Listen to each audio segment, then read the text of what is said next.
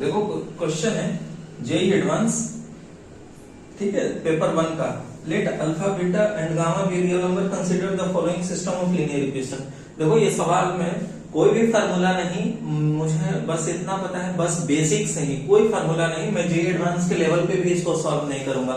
बिल्कुल लगेगा कि एकदम कोई भी आदमी इसे सॉल्व कर लेगा, थोड़ा बहुत जो बेसिक जिसको नॉलेज भी है वो भी कर लेगा। आप देखो इसको सॉल्व कैसे करेंगे, ठीक है। ये तीनों इक्वेशन दे रखा है। क्वेश्चन ऑप्शन नंबर ए में कह रहा है beta equal to 1/2 times 7 alpha minus 3 and gamma equal to 28। Then system of equation है।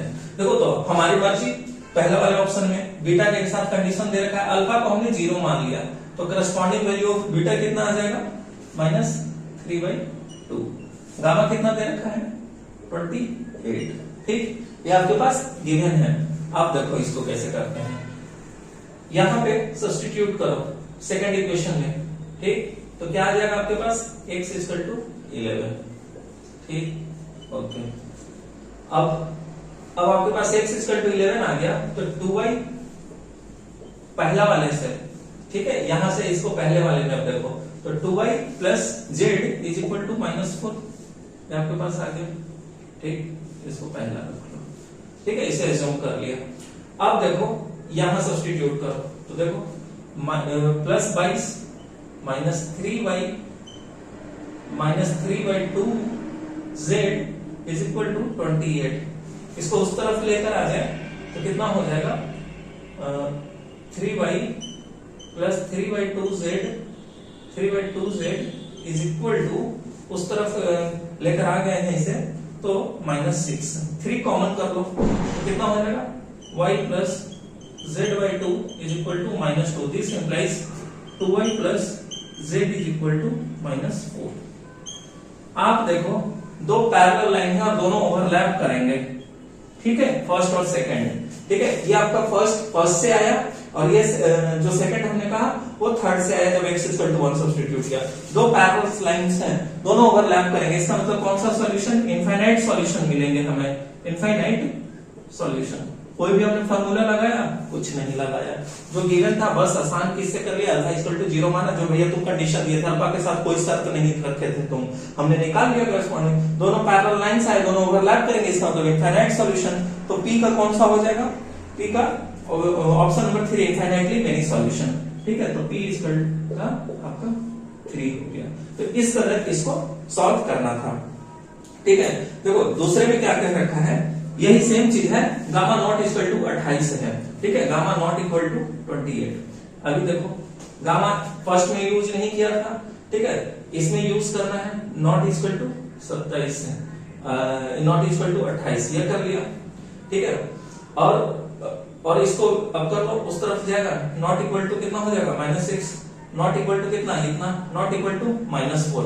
तो ये देखो दो अलग अलग लाइन है, दो अलग अलग लाइन है, इसका मतलब क्या है, कोई सॉल्यूशन नहीं होगा, ठीक है। तो इसका मतलब क्यू का कौन सा हो गया, क्यू का 2, ठीक है भाई। नॉट ही सिर्फ लगाना था, नॉट लगा दिया हमने।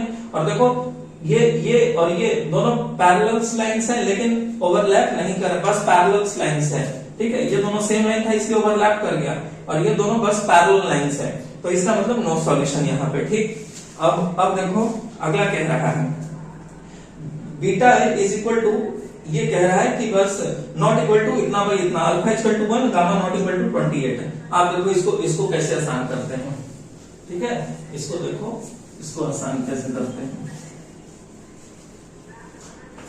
कोई इसमें यूज नहीं करेंगे। आप देखो अल्फा इक्वल टू 1 दे दिया है, ठीक, बीटा इतना नहीं कह रहा है, तो हम बीटा को 0 कर लें। भाई देखो ना, 1 पे करोगे इसे तो 2 आना चाहिए, लेकिन हमने 0 मान लिया भाई, ठीक है, उसके बराबर नहीं है, हाफ ऑफ 7 अल्फा माइनस 3, ठीक है, और गामा नॉट इक्वल टू 28, ठीक, ओके। बीटा आपका 0 है, ओके, गामा 1 है, तो यहां से सेकंड वाले में क्या आ गया, x plus z is equal to 11, ये आपके पास आ गया सेकंड से।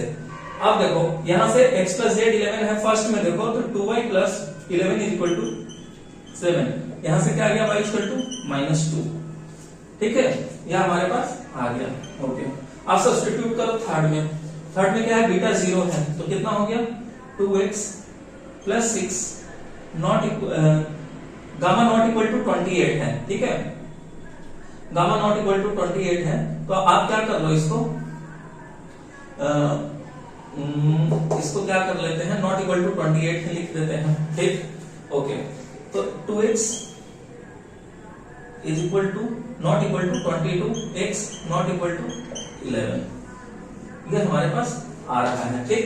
ऑप्शन देखते हैं, ऑप्शन क्या कह रहा है, x नॉट इक्वल टू 11, तो यहां से आप देखो y -2 आ गया, x plus z equal to 11 है, x नॉट इक्वल टू 11 है, इसका मतलब हम कह सकते हैं x 0 लें तो z 11, x 11 नहीं रख के बाकी कोई भी कंडीशन इसमें से सेटिस्फाई करेगा, y का आ ही गया है वैल्यू, तो इसका मतलब कौन सा सॉल्यूशन है, यूनिक सॉल्यूशन है, ठीक है। तो r का कौन सा हो गया, r का 1 हो गया, ठीक है भाई। ये तो ऑलरेडी भाई हमें मिल चुका था, ये और ये बस एक पर्टिकुलर कंडीशन है कि x नॉट इक्वल टू 11 रखना है, हमने रख लिया। आप चाहो तो 28 नहीं रख के, 28 नहीं किया जाता ना, इसको आप मान लो तो 20 मान लेते हैं, यहां से आपके पास आ जाता है x इक्वल टू 7, z 4, एक यूनिक सॉल्यूशन आ गया, x का अलग वैल्यू, z का अलग वैल्यू, y का अलग वैल्यू, ठीक, इसे कर लिए। अब अगला क्वेश्चन कह रहा है गामा इक्वल टू 28, ठीक है, इसको 28 कर लो, ठीक, इसको 28 equal to 28 is equal to 28। अब देखो x इक्वल टू 11 आ गया आपके पास, ठीक, x इक्वल टू 11, तो z कितना आ गया आपके पास, z इक्वल टू आपके पास आ गया 0, ठीक। देखो 4 नंबर क्या रहा है, x 11, y इक्वल टू -2 और z equal to 0 as a solution आ गया हमारे पास, तो कौन सा होगा, इसका होगा 4। देखिए चारों कैसे सॉल्व किया, तो करेक्ट ऑप्शन कौन सा हो जाएगा, ऑप्शन नंबर ए। देखो मेरे को कोई फार्मूला याद नहीं था, तो भी ऑनेस्ट बोलता हूं, लेकिन जैसे जैसे कंडीशन कहा मैंने वो कंडीशन डालते गया और मेरे को मिल गया ये, ठीक है।